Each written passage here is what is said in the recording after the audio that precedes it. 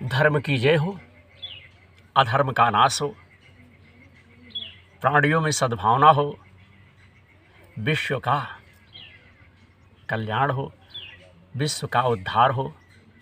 इसी उम्मीद के साथ, इसी प्रयास के साथ, इसी और आशा विश्वास के साथ मैं अपने समस्त भाइयों को राधे राधे, जय श्री कृष्ण, जय हो भगवान द्वारिकाधीश की। सबके कल्याण के लिए, सबकी भलाई के लिए, सबके मुक्ति मार्ग के लिए मैं विनोद दुबे भगवान की चर्चा श्रीमद् भागवत महापुराण के माध्यम से आप सबके सन्मुख इसे पेश कर रहा हूँ।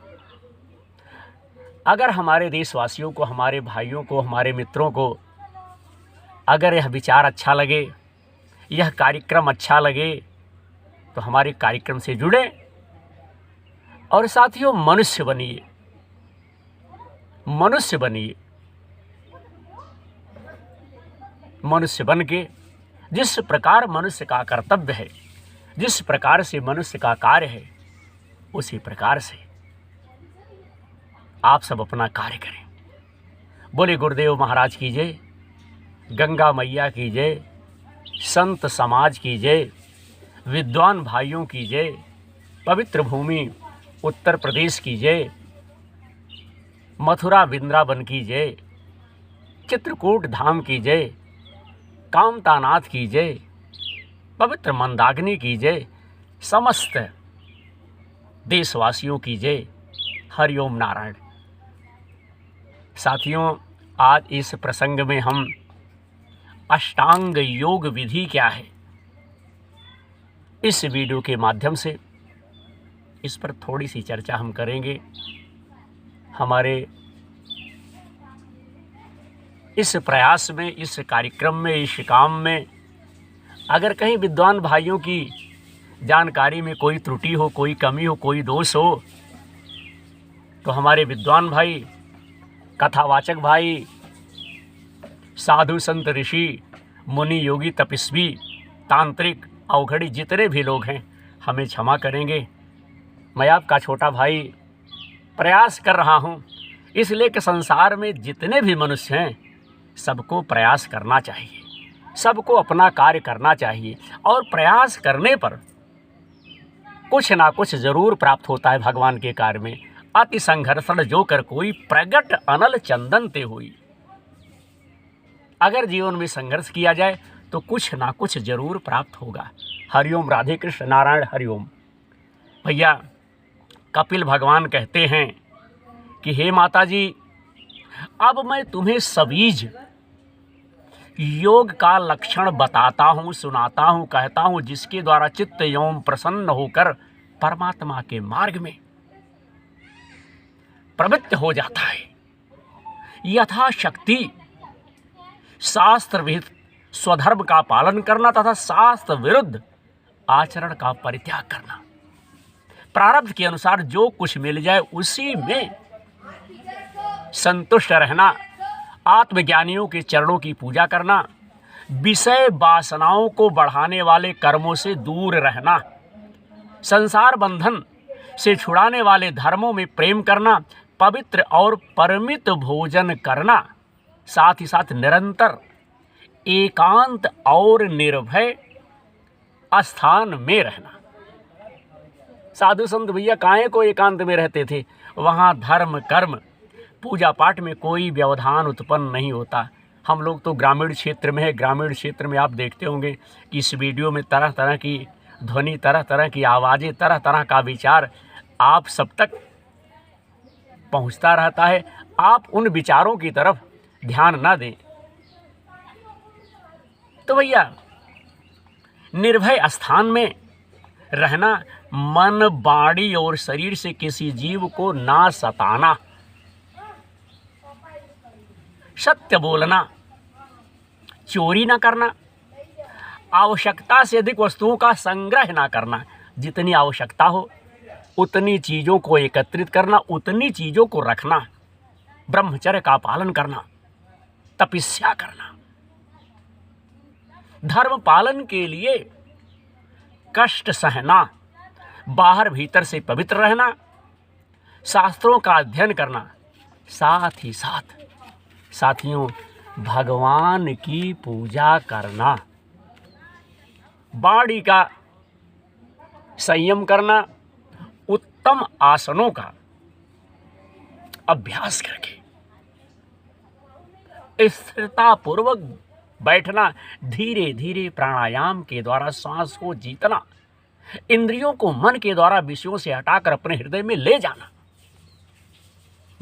भैया मूलाधार आदि किसी एक केंद्र में मन के सहित प्राणों को स्थिर करना, निरंतर भगवान की लीलाओं का चिंतन और चित्त को समाहित करना, इनसे तथा व्रत दान आदि दूसरे साधनों से भी सावधानी के साथ प्राणों को जीतकर बुद्धि के द्वारा, किसके द्वारा भैया? बुद्धि के द्वारा अपने कुमार्गामी दुष्ट चित्त को धीरे धीरे एकाग्र करें, परमात्मा के ध्यान में लगावें।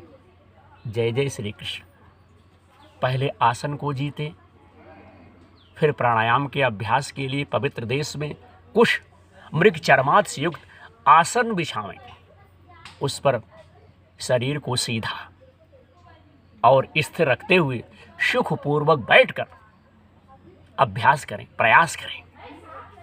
आरंभ में बाएं नासिका से पूरक, कुंभक और रेचक करें, फिर इसके विपरीत दाहिनी नासिका से प्राणायाम करके प्राण के मार्ग का शोधन करें,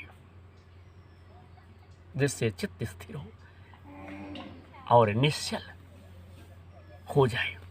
जिस प्रकार वायु और अग्नि से तपाया हुआ सोना अपने मल को त्याग देता है, अपनी गंदगी को निकाल देता, उसी प्रकार जो योगी प्राणवायु को जीत लेता है, उसका मन बहुत शीघ्र ही शुद्ध हो जाता है। अतः योगी को उचित है कि प्राणायाम से बात पित्तादि जनित दोषों को धारणा से, पापों को प्रत्याहार से, विषयों के संबंध और ध्यान से भागवतमुख करने वाले रोग, देशादि दुर्गुणों को दूर करते। जब योग का अभ्यास करते करते चित्त निर्मल और एकाग्र हो जाए, तब नासिका के अग्रभाग में दृष्टि जमा कर, नजर जमा करके, विचार भैया जमा करके इस प्रकार भगवान की मूर्ति का ध्यान करें। भगवान का मुख कमल आनंद से प्रफुल्लित है, नेत्र कमल के समान रत्नारे हैं, शरीर नील कमल के समान श्याम है, हाथ में शंख, चक्र और गदा धारण किए हैं, कमल की केसर के समान पीला रेशमी वस्त्र लहरा रहा है, वक्षस्थल में श्रीवत्स चिन्ह है और गले में, गटई में मड़ियों की माला झिलमिला रही है। नारायण जय जय श्री कृष्ण। साथियों, वनमाला चरणों तक लटकी हुई है भगवान के, जिसके चारों ओर भौरे सुगंध से मतवाले होकर के गुंजार कर रहे, घूम रहे हैं, टहल रहे हैं, भ्रमण कर रहे हैं। अंग प्रत्यंग में महामूल्य हार, कंकड़, किरीट, भुजबंध और नूपुर आदि आभूषण भगवान के शरीर में विराजमान है। साथियों, कमर में करधनी की लड़ियां उसकी शोभा बढ़ा रही हैं। भक्तों के हृदय कमल ही उनके आसन हैं।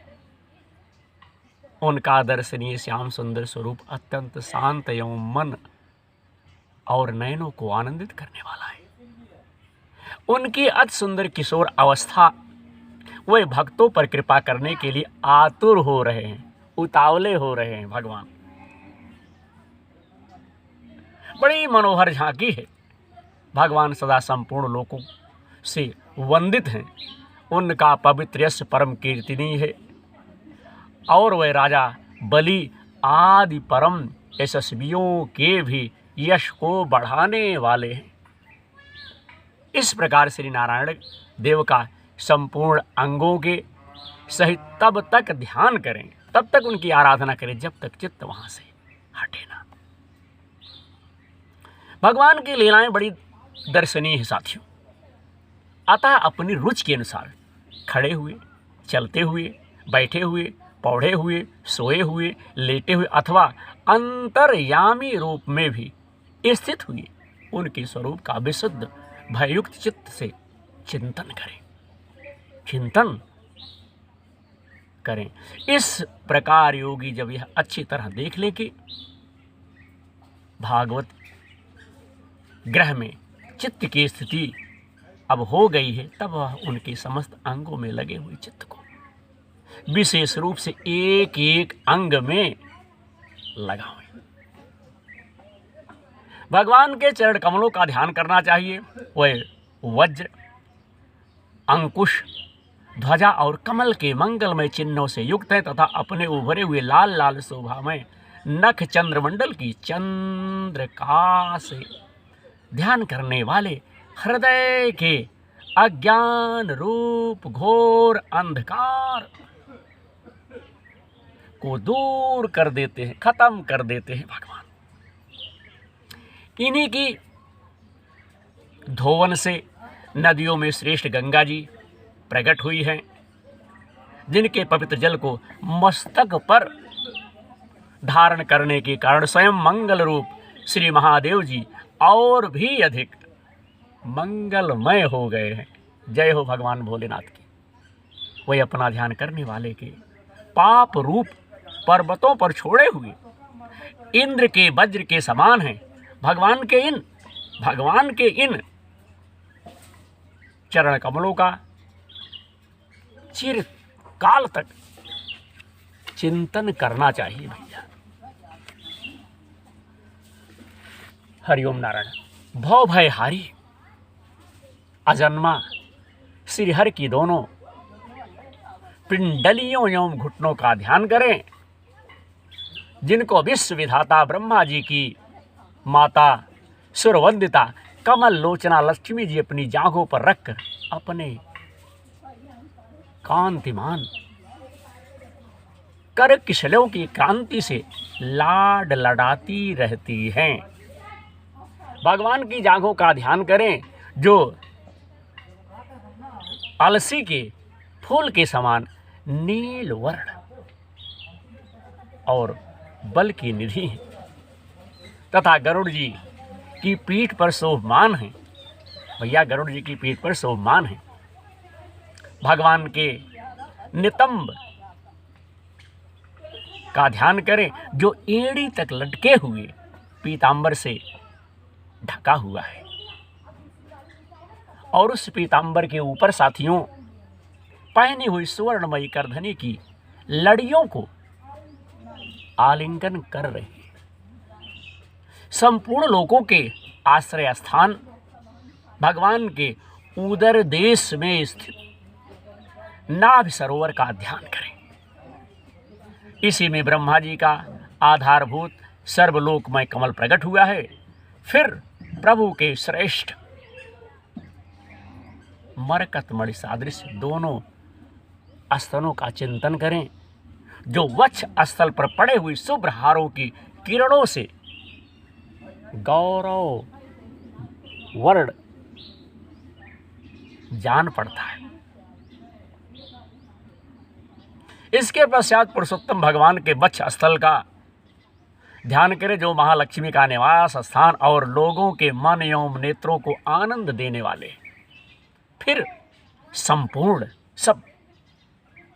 संपूर्ण लोगों के वंदनीय भगवान के गले का चिंतन करें, जो मानो कौस्तुभ मणि को भी सुशोभित करने के लिए ही उसे धारण करता है। समस्त लोकपालों की आश्रयभूता भगवान की चारों भुजाएं, उनका ध्यान करें, जिनमें धारण किए हुए कंकड़ आदि आभूषण समुद्र मंथन के समय मंदराचल की रगड़ से और भी उज्जवल और भी सफेद हो गए। इसी प्रकार जिनके तेज को सहन नहीं किया जा सकता, उस साहस धारों वाले सुदर्शन चक्र का तथा उनकी कर कमलों में राजहंस के समान विराजमान शंख का चिंतन करें। जय जय श्री कृष्ण।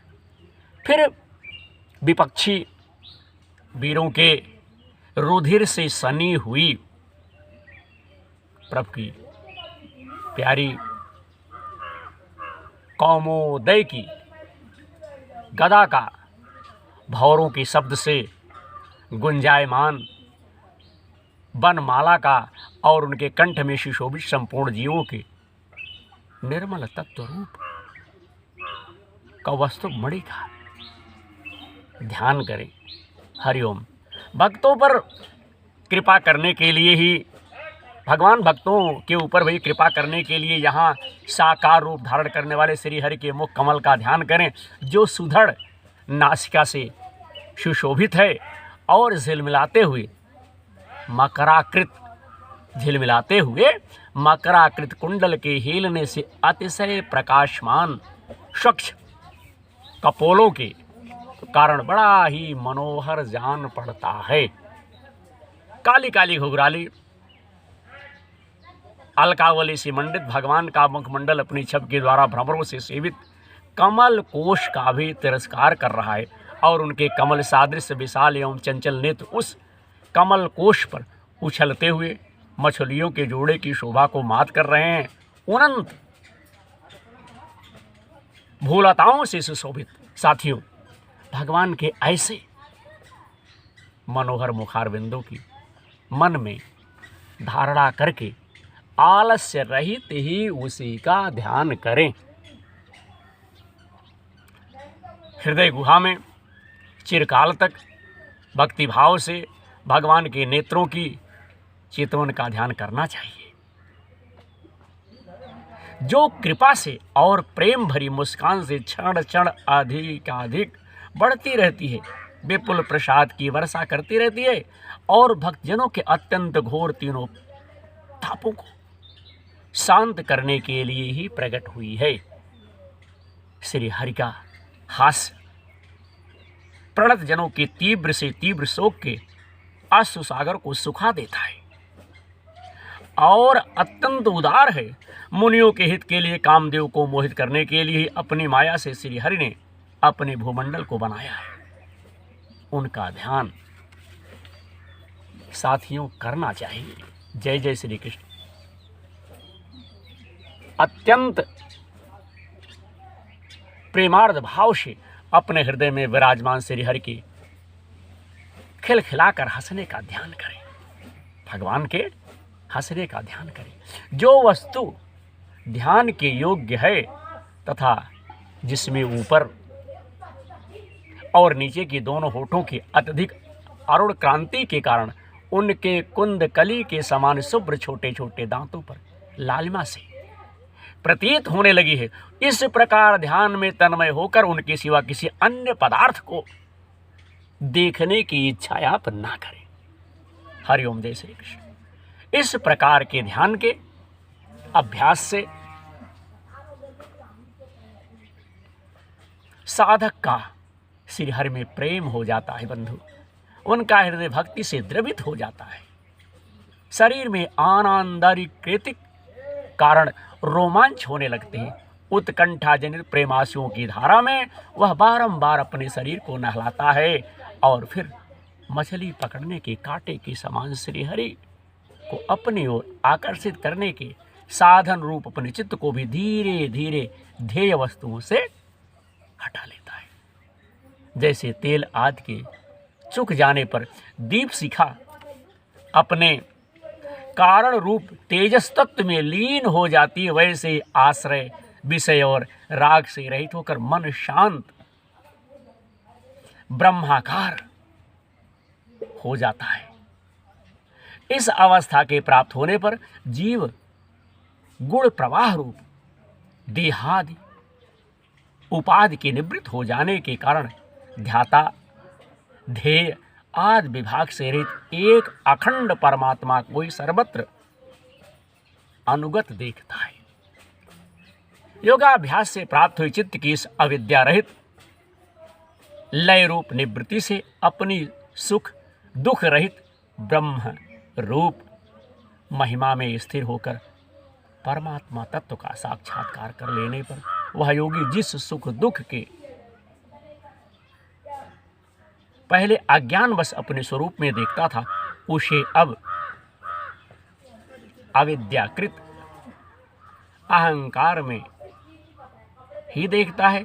जिस प्रकार मदिरा के मद से मतवाले पुरुष को अपनी कमर पर लपेटे हुए वस्त्र के रहने या गिरने की कुछ भी सुधि नहीं रहती, उसी प्रकार चर्मावस्था को प्राप्त हुई सिद्ध पुरुष को भी अपनी देह के बैठने उठने अथवा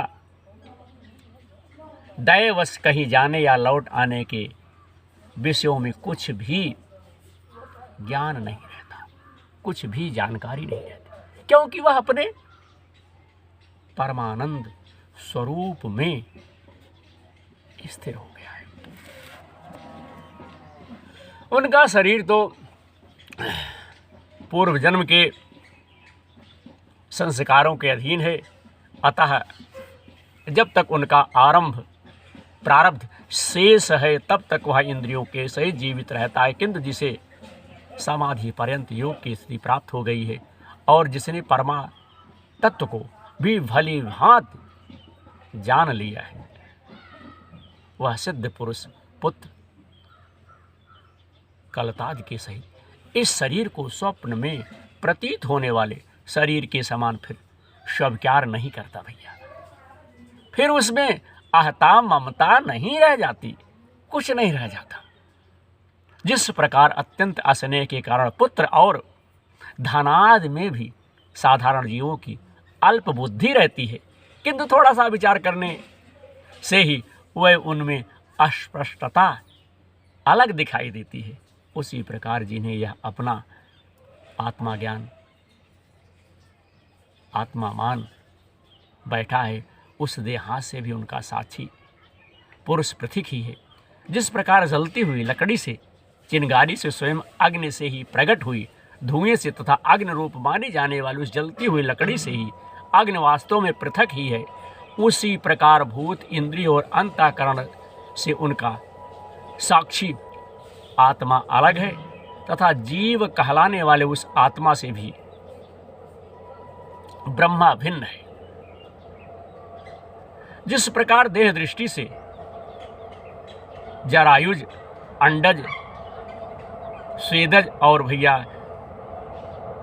आदि जो चारों प्रकार के प्राणी पंचभूत मात्र हैं, उसी प्रकार संपूर्ण जीवों में आत्मा और आत्मा में संपूर्ण जीवों को अनन्य भाव से अनुगत देखें। जिस प्रकार एक ही अग्नि अपने पृथक पृथक आश्रमों में उनकी विभिन्नता के कारण भिन्न भिन्न आकार का दिखाई देता, उसी प्रकार देव मनुष्य शरीर में रहने वाले एक ही आत्मा अपने आश्रयों के गुण भेदक के कारण भिन्न भिन्न प्रकार का भासता है।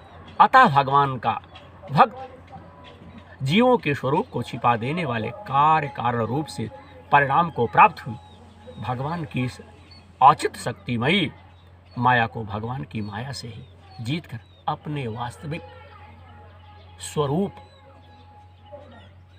ब्रह्म रूप में स्थिर हो जाता है। वह भगवान जो है इस प्रकार से स्थिर हो जाता है। तो आज हमने श्री मद्भागवत महापुराण के माध्यम से अपने भाइयों को श्रीमद्भागवत की छोटी सी चर्चा इस वीडियो के माध्यम से हमने प्रसारित की। आशा है आप सबको अच्छा लगेगी, और अगर हमारे भाइयों को यह कार्यक्रम, यह प्रसारण अच्छा लगे तो हमारे भाई लोग हमारे इस कार्यक्रम से जुड़े, धर्म के क्षेत्र में हमारी सहायता करें, मदद करें। अगले एपिसोड में, अगले वीडियो में अपने भाइयों को दिखाएंगे भक्ति का मर्म और काल की महिमा। जहाँ भैया भक्ति है वहाँ काल भी है, जहाँ काल है वहाँ भक्ति भी है ना। तो यह प्रसंग हम अपने भाइयों को विनोद प्रहरी यूट्यूब चैनल के माध्यम से दिखाएंगे। अब आज का प्रसारण हम यहीं पर संपन्न करते हैं। समस्त भाइयों को बहुत बहुत धन्यवाद। जय श्री राम।